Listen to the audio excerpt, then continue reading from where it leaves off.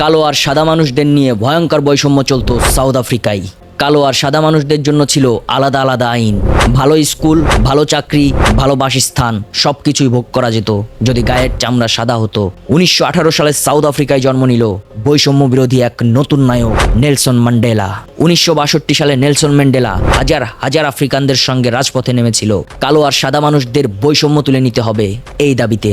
কিন্তু তখনকার সরকার নেলসন ম্যান্ডেলাকে হিংস্র মানব বলে যাবজ্জীবন কারাদণ্ডে দণ্ডিত করে। এভাবে একদিন, 2 দিন, 3 দিন না, 27টি বছর বন্দী ছিল নেলসন ম্যান্ডেলা জেলখানায়। পরবর্তীতে 1990 সালে লক্ষ লক্ষ মানুষ আর বিশ্বের চাপে আফ্রিকা তাকে জামিন দিতে বাধ্য হয়। শুধু এখানেই শেষ নয়, 1994 সালে নেলসন ম্যান্ডেলা একজন কালো মানুষের সর্বপ্রথম সাউথ আফ্রিকার প্রেসিডেন্ট হন।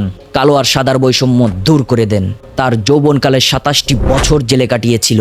কিন্তু সাউথ আফ্রিকার প্রেসিডেন্ট হবার পর একটিবারের জন্য প্রতিশোধ নেবার কথা ভাবে নাই। মনে রাখবেন, লড়াই কঠিন হলে জয় ততটাই মধুর হয়। পরিস্থিতি যতই বড় হোক না কেন, নিজের ধৈর্য হারাবেন না। আপনি চাইলে সম্ভব। 27 বছর লাগলো, কিন্তু 27 বছর পরের সময়টা যেন আপনার কথাই শুনতে বাধ্য হয়।